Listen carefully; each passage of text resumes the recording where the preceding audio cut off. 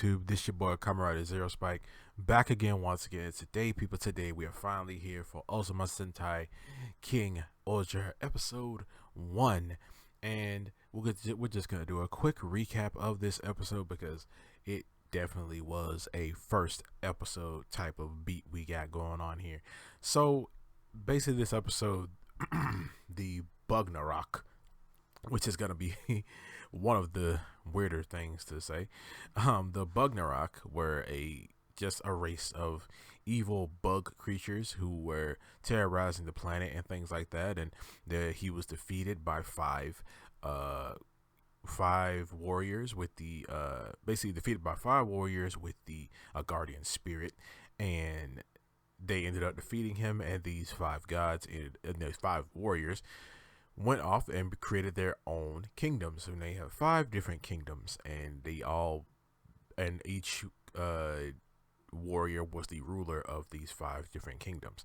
We see that the god that helped them ended up basically crash landing into the Red Rangers, the Red Warriors kingdom, and his kind of like shrine is kind of there, or tombstone kind of is there. So we have this big he's like a big red beetle. He's like petrified right there. And yeah, so we see that the prophecy is that since the Bugnarok were asleep for 2,000 years, the prophecy says that they will all rise again. And the King Regulus has decided to unite all the kingdoms in order to defeat the Bugnarok when they come back. So we end up getting introductions to all the other rulers. We get the introduction to Regulus, who is the red. For that, we get introduced to blue, yellow, and black, and purple, magenta. Like, what color? I'm just gonna say purple. I don't screw it. It's like a light purple. We get introduced to them, and we get to see what all their kingdoms basically look like. What their kingdoms essentially look like, and all their kingdoms look very different from each other, which kind of describes like their personalities. I like Blue's the most. Yanma, I like his the most because I'm like a big tech kind of technology kind of looking dude kind of guy, and his kingdom looks the coolest to me. All the rest of but Black Kagaragi, his kingdom is basically very much old style Japan, or like feudal Japan, which also looks really cool to me. So blue and black, I like them. But not Gita. I'm getting names. I'm gonna get names. I promise I'm gonna get names. But purple. For right now, since I can't really get everybody's names right now, I'll just say everybody about their color right now. So I got you guys though. I will do this. But oh god, excuse me. So we ended up we see purple, we see their kingdom, and there's like snowy, very blizzardy type kingdom, cold kingdom. And yellow, her kingdom is just like classic, girl, classic is classic, everything's pretty, everything's sparkly, stuff like that. She's yellow. So basically they all united to the to Regulus, the red kingdom, uniting with him, and they're all basically saying that, oh, we all kind of accept him as like the main kingdom. And but that we ended up seeing our actual Red Ranger, who is Gita. Gita is that kid who, that guy who likes the kid, like he takes care of the kids, and people like him around town. And he's not royalty or anything like that, but he likes him around town and stuff like that. He plays with the kids, but he likes being the villain. Like, he likes playing the villain while he's playing with the kids and stuff, and it's actually pretty cool. So we see that all the rulers are all all together, and they're getting ready to accept that, getting ready to unite. But Blue is like, no, I don't accept him as to be the leader of all this, because it just seems like he's after power. Like, he just wants power. He doesn't really care about anybody. He just wants the power. And he said, why should you the one be the leader? And Regulus basically says that, oh, somebody's online. Regulus basically says that, yeah, because everything kind of started with me. Like, everything started with me. All the stuff and everything started with me, so I should be the one to be the one to be the leader and stuff. And because we see that the big red beetle, Kawaraga, is basically his throne, his shrine is there right in front of the castle, so he feels like he should be the one that's the leader of it. So he feels like, so Blue walks out, he's like, I'm not ready to do this, and then we get a rumbling. There's a rumbling sound, and we see that all the people and everything starts getting attacked and destroyed by the Bugnarok, and that's when we get the debut of our big main leader of the Bugnarok. Man, he's ugly. He's really ugly. And it feels like an Attack on Titan thing. It just feels like Titans are attacking this freaking city, because these Bugnarok we see the regular grunts, but we also see like they have giants. And different kinds of giants, and it just feels like an Attack on Titan episode where the whole kingdom is getting attacked, and that's what it feels like. So while that's happening, we see that Gira is trying to protect some of his people. They're running around and stuff. One of his friends ends up getting hurt, and then that's when we see all the other Rangers basically power up, and they go out there to start fighting, and we start fighting all the Bugnarok monsters.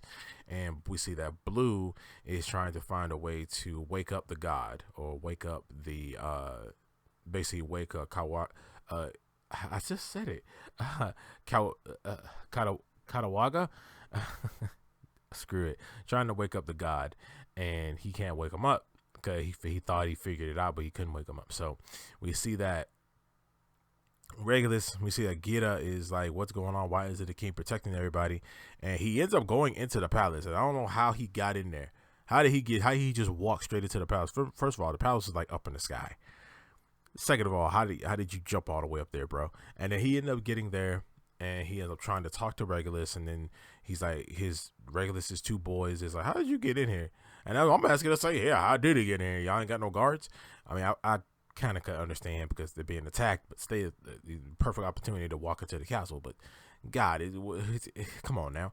So he ends up getting in there, and then we see that Regulus is just chilling, man. He's sitting there drinking wine and stuff like that while everybody's getting attacked, and like Gita's like, what the heck are you doing, bro? Like, why aren't you out there helping them and stuff like that? And he says that Regulus is like, he basically actually gives him answers, actually tells the guy his whole freaking plan, which was, I mean, he just kind of got straight to the point. He's like, yeah, this is actually a good thing, because now this will now make them all come down, like basically bow down to me. And then with that, now that after we defeat the Bugnarok, he's going to go and conquer all the other kingdoms, and he'll all rule them all.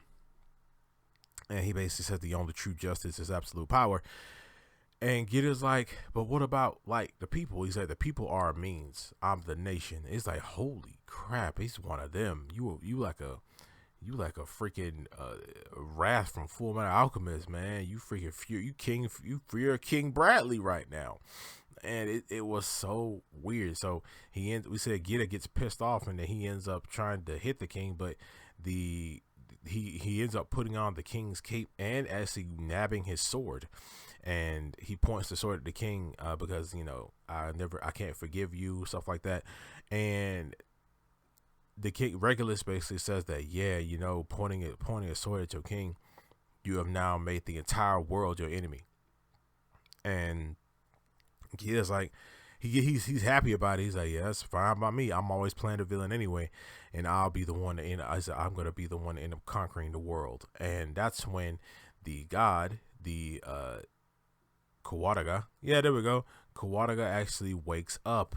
Kawaraga actually wakes up. He actually teleports to Kawaraga, and he looks at Kawaraga. He says, "Yeah, I like you too." And we see him transform into his ranger form, and when he transforms into his ranger form, we see that he ends up making all he ends up making the whole Megazord right there.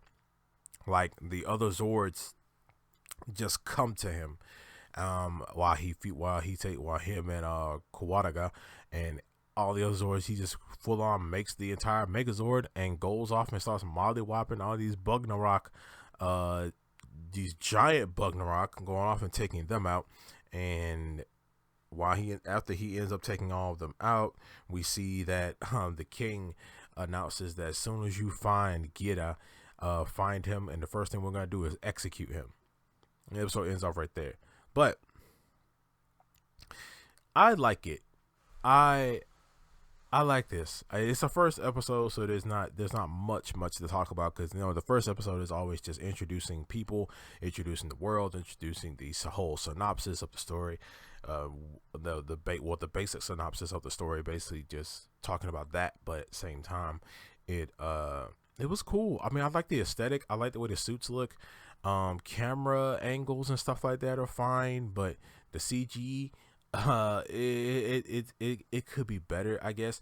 With some of the super 3D CG, green screeny kind of cutscenes that they have, I just personally, they just feel like they don't fit with the actual characters. They don't fit with how the characters are moving and things like that. It feels like, because when you're acting and you're in a green screen like kind of area, you kind of have to move to a certain degree. Like you really don't know what you're green screening to a degree. So yeah, but it still is very bright and very colorful, which I like. I like a lot of bright and colorful stuff. Everybody's suits are so. After seeing everybody's suits in action, I actually start to like them a little bit more. Actually seeing them in actual movement, I kind of like it more. But Gira, his Red Ranger suit, it's so big, red and shiny. It's too red. I feel it's too red. I feel like there should be another color there somewhere. It's too red. I mean, I understand that he's the red and everybody else, but I kind of feel that same way about everybody else. I mean, yellow, she works. But everybody's like, it's like that really bright, shiny, chrome candy looking kind of colors that they have, which is fine. It's just with red, he's just too red. I feel like he only other color he has on him is black and a little bit of silver. The same thing with the others. They just have the black with a little bit of silver here, or a little bit of whatever other color there. But they look fine. I like the suits. Now that I actually see them in action, I actually like that. It is that much action, but I do like that action. Characters. The cast is great. I like the cast. I like everybody's aesthetic. I like how everybody looks. Everybody's so different. Like you could tell that these characters come from different kingdoms. But for right now, blue is my favorite freaking kingdom, and then black is a close second. But it'll be blue, then black, then purple, then yellow. For me, red's just the standard medieval type stuff. I'm not super into medieval things. But I'm I like blue. Blue's blue's my favorite color, so it's pretty dope. But other than that, I did like the episode. It had a lot of predictability in it, but we see that Reiwa Sentai are really trying to break the mold of regular Sentai type stuff, regular monster of the week, next episode type of stuff going on. So I can see that. But right now I like it. Still, I miss Dawn Brothers, but I like it, and I want to know if you guys like it too. So let me know down there in the comment section below what you guys think about the first episode of Ohsama Sentai King-Ohger. What do you think of the characters? What do you think of the scenery? What do you think of everything that was in this episode? Just let me know, and I'll see you guys next time. Remember, stay henshin, and like, share, subscribe.